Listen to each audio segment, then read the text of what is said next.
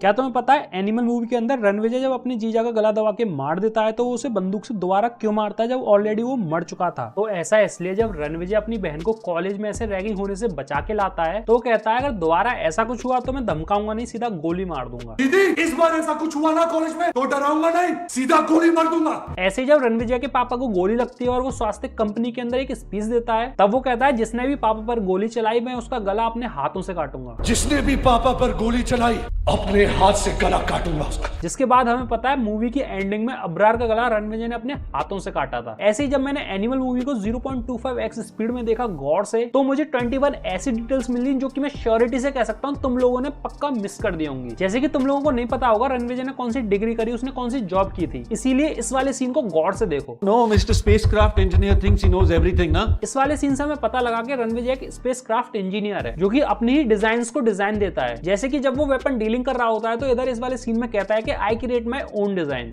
I personally draw my own designs. It's my touch. ऐसे जब वो फ्रेडी से मिलता है और फ्रेडी अपनी मेन गन दिखाता है अपने रणविजय को तो वो कहता है Imagine in Delhi. और जैसा हमें पता है ये डिजाइन रणविजय ने क्रिएट करी थी और वो दिल्ली के अंदर ही रहता था। और इस सब की हिंट हमें शुरू में ही मिल चुकी थी कि वो स्पेस इंजीनियर बनेगा आगे चल के, क्योंकि इधर बचपन के सीन में तुम इसके स्कूल बैग को नोटिस कर सकते हो जिस पर एक एस्ट्रोनॉट बना हुआ है और ऊपर जीनियस भी लिखा हुआ है। मतलब इसके एम्बिशन, इसके एम शुरू से ही फिक्स थे कि वो क्या करेगा आगे चल के, इसीलिए वो एक सीन में कहता भी है। My eyes were open since I was 12. इसके बाद नेक्स्ट डिटेल है इस वाली सीन से जब रणविजय की माँ कहती है कि पापा तो बहुत बिजी रहते हैं इसलिए उनका एक क्लोन बना लेते हैं। ऐसा करते हैं, पापा का एक क्लोन बना लेते हैं। इसके रिप्लाई में रणविजय कहता है कि बॉडी क्लोन बनाने में तो टाइम लगता है, बॉडी डबल बनाना पड़ेगा। क्लोन करने में टाइम लगता है, बॉडी डबल बनाना पड़ेगा। और फिर आगे चल के हमें पता है मूवी के अंदर बॉडी डबल का कितना बड़ा रोल आता है। उसने अपने पापा का एक बॉडी डबल बनाया था जब उनकी जान को खतरा हो चुका था और पूरी मूवी का एक बेस है वो बॉडी क्लोन और बॉडी डबल में ही फंसा हुआ है। इसके बाद नेक्स्ट डिटेल आती है इस वाली सीन से जहां पर रणविजय अब्रार को ढूंढने जाता है तो उसी वक्त उसके सामने एक बंदा आता है जिसे वो गोली से नहीं मारता लेकिन उसमें थप्पड़ मारता है। अब ऐसा क्यों हुआ जबकि वो तो सबको मारता ही जा रहा था? तो एक्चुअली में ये बंदा शायद अब्रार का कजन ब्रदर हो सकता है क्योंकि रणविजय सिर्फ अब्रार को ही मारने आया था। क्योंकि जैसा हमने देखा भी था रणविजय ने सिर्फ अब्रार को मारा, उसके भाई को नहीं मारा था, जिंदा छोड़ दिया था। और ना ही फैमिली में से किसी को मारा, ना उसकी बीजे को मारा, ना उसकी वाइफ्स को मारा, जिससे ये चीज भी क्लियर हो जाती है कि वो कितनी रिसर्च करके आया था उसे मारने के लिए। इसके बाद नेक्स्ट डिटेल आती है इस वाली सीन से जहां पर हम एक स्वास्तिक स्टील का एक प्रिंट नोटिस कर सकते हैं जिसके नीचे क्लियरली लिखा हुआ है 1956। अब वैसे तो मूवी के अंदर ये कंपनी की ओरिजिन ईयर है लेकिन जब मैंने इस चीज पे रिसर्च करी तो मुझे पता लगा ये अनिल कपूर की डेट ऑफ बर्थ है। अब नेक्स्ट डिटेल है अब्रार की जब एंट्री होती है उस वाले सीन से। मूवी देखने के बाद हमें ये तो पता लगा कि अब्रार एक गूंगा था। अब डायरेक्टर ने इस चीज को हमें एक हिंट के साथ दिखाया था। जब अब्रार का एंट्री सीन आता है उससे पहले हम रणविजय को नोटिस कर सकते हैं इशारों में बात करते हुए, जो कि क्लियरली हिंट दे रहा था अब्रार के गूंगेपन की। भाई मानना पड़ेगा डायरेक्टर को। इसके बाद नेक्स्ट डिटेल आती है रणविजय के एंट्री सीन से। जब रणविजय गीतांजलि की शादी में जाता है तो वहां पर कुछ डांस करता है जिसके फर्स्ट स्टेप में वो मून वॉक करता है और कुछ एक्शन भी करता है माइकल जैक्सन की तरह, जिससे हमें ये पता लगता है कि वो माइकल जैक्सन का कितना बड़ा फैन था, जिसकी हिंट हमें मूवी की स्टार्टिंग में रणविजय के रूम से ही हो गई थी। उसके रूम में जब माइकल जैक्सन के पोस्टर लगे हुए थे जिन्हें तुम इधर नोटिस भी कर सकते हो। बाकी तुम इसी रूम में इस ड्रम सेट को नोटिस कर सकते हो जो कि अगेन रणविजय ने गीतांजलि की शादी में बजाया भी था। मतलब जितनी भी रणविजय की गोल ओरिएंटेड चीजें थी, मतलब आगे चल के वो क्या करना पसंद करेगा या फिर क्या करना चाहता है, वो हमें ऑलरेडी मूवी के अंदर स्टार्टिंग में दिखा दी थी। ऑब्वियसली कुछ हिंट के जरिए, क्योंकि डायरेक्टली तो ये चीजें नहीं दिखाई गई थी, चाहे फिर वो उसका बैग हो, माइकल जैक्सन का पोस्टर हो या फिर कोई भी ऐसी चीज हो। नेक्स्ट डिटेल है उस वाले सीन से जहां पर रणविजय की फाइट होती है बहुत सारे लोगों से, तो तुम इधर रेलिंग पर इस खून को नोटिस कर सकते हो। ये डिटेल भी बहुत परफेक्टली डाली गई है क्योंकि कुछ सीन्स पहले हमने देखा था कि रणविजय ने एक बंदे के हाथ को काट दिया था जिसका खून उछलकर इस रेलिंग पर पड़ा है, जो कि बहुत आगे चल के हमें दिखाता है इस वाले सीन में। उसके बाद तुम इधर रणविजय को कहते हुए सुन सकते हो कि एम्बुलेंस को आने में बहुत टाइम लगेगा ट्रैफिक की वजह से, इसलिए एयर एम्बुलेंस को कॉल कर दो।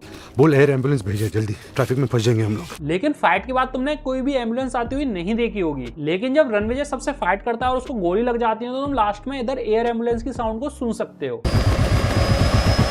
उसके बाद ये वाली डिटेल भाई डायरेक्टर को मानना पड़ेगा। तो जब रणविजय का हार्ट ट्रांसप्लांट हो जाता है तो तुम इधर नोटिस कर सकते हो रणविजय नंगा होकर निकलता है, जो कि एक्चुअली रेफरेंस दे रहा था कि कोई भी जब बच्चा पैदा होता है तो वो बिल्कुल नंगा ही होता है, कोई कपड़े पहन के नहीं आता है। तो इधर से ये इंडिकेट किया जा रहा था कि रणविजय को एक नई लाइफ मिली है, इसलिए वो नंगा दिखाया गया था। वैसे मैंने एक चीज नोटिस करी थी, रणविजय जो इस मूवी में कैरेक्टर बनाया गया है वो बहुत नेचुरली बनाया गया है। भले कोई भी चीज हो वो हर चीज को नेचुरल वे में लेता है, जैसे कि प्यूबिक हेयर्स नेचुरली हैं तो काटने क्यों?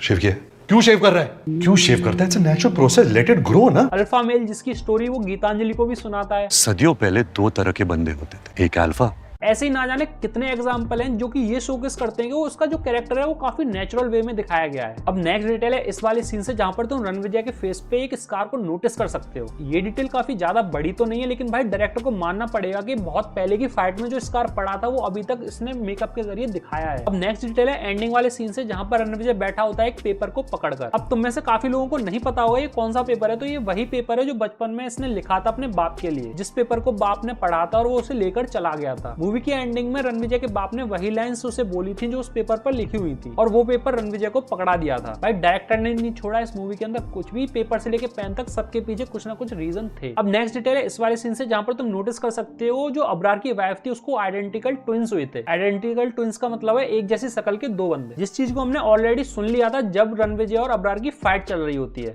उस औरत को 2 लड़के हुए, आइडेंटिकल ट्विंस। अब इस वाले सीन से मेरे दिमाग में एक चीज आई थी जो कि लगा मैं तुम्हें बता दूं। जिनके आइडेंटिकल ट्विंस होते हैं उनकी मोस्टली प्रोबेबिलिटी होती है कि उनकी जनरेशन में भी आइडेंटिकल ट्विंस रहे हों, जो कि शायद ये प्रूफ कर दे आगे चल के कि अबरार का भी एक आइडेंटिकल ट्विन हो सकता है, क्योंकि आइडेंटिकल ट्विन अचानक से दिखा देना मूवी के क्रूशियल पॉइंट पे कुछ ना कुछ तो इंपॉर्टेंस रखता ही होगा। तो शायद मेरी वाली थ्योरी राइट हो सकती है, जिससे हमें ये भी पता लग सकता है कि जो लास्ट में मरा या तो रियल अबरार हो सकता है या फिर उसका आइडेंटिकल ट्विन हो सकता है। जिसका मतलब ये भी हो सकता है कि एनिमल पार्क के अंदर हमें एक और बॉबी देओल देखने को मिल जाए। नहीं तो यार तुम ही बताओ आइडेंटिकल ट्विन उसी के बच्चों को क्यों दिखाया गया। इसके बाद एक और चीज थी कि एनिमल पार्क मूवी का नाम एनिमल पार्क क्यों है, क्योंकि कुछ लोगों का मानना है एनिमल मूवी के अंदर हमें कुछ कैरेक्टर्स ही दिखे थे, लेकिन एनिमल पार्क के अंदर हमें पुराने कैरेक्टर के साथ साथ उनके बच्चे भी दिखाए जाएंगे जो कि जवान हो चुके होंगे, और ये सब मिलकर इतना बड़ा वॉर करेंगे कि वो सारे के सारे जानवर जैसे लगे और एनिमल पार्क ही बन जाए। वैसे एनिमल मूवी आने के बाद एक सवाल पैदा हुआ था जिसका जवाब साला कोई भी नहीं दे पाया। वो सवाल ये है कि मूवी की स्टार्टिंग में जो हमें बूढ़ा वाला रणविजय दिखाया गया था वो रियल रणविजय या फिर उसका बॉडी डबल जो कि हमें मूवी की एंडिंग में दिखाया गया था, क्योंकि उसने एक बंदर वाली स्टोरी सुनाई थी और एक स्टेप किया था जिस स्टेप को सेम अबरार ने किया था मूवी की एंडिंग में, जिससे ये पता लगता है कि अबरार और अबरार की फैमिली को वो बंदर वाली स्टोरी पता था। तो पॉसिबिलिटीज तो हैं भाई। इस सवाल का जवाब कोई भी नहीं दे पाया। वैसे तुम्हें क्या लगता है कमेंट में जरूर बताना, मैं जरूर देखना चाहूंगा। भाई वीडियो अच्छी लगी तो वीडियो को एक लाइक जरूर दे देना। इस वीडियो पे एम करते हैं 2000 लाइक का। बाकी भाई 100% लोगों में से 99% मेरी वीडियोस देखते तो हैं लेकिन सब्सक्राइब नहीं करते, तो भाई करो ना, क्या जा रहा है तुम्हारा। और बेल आइकन जरूर ऑन कर देना ताकि मैं जो भी वीडियो बनाऊं उनका नोटिफिकेशन तुम पे पहले पहुंच जाए। बाकी मैं और भी वीडियोस लाने वाला हूं हिडन टेल्स की काफी मूवीज के ऊपर। ठीक है, फिर मिलते हैं अगली किसी ब्रेकडाउन या हिडन टेल वाली वीडियो में। तब तक के लिए टाटा बाय बाय। ओ खड़े विच डांग खड़ के चकवाए,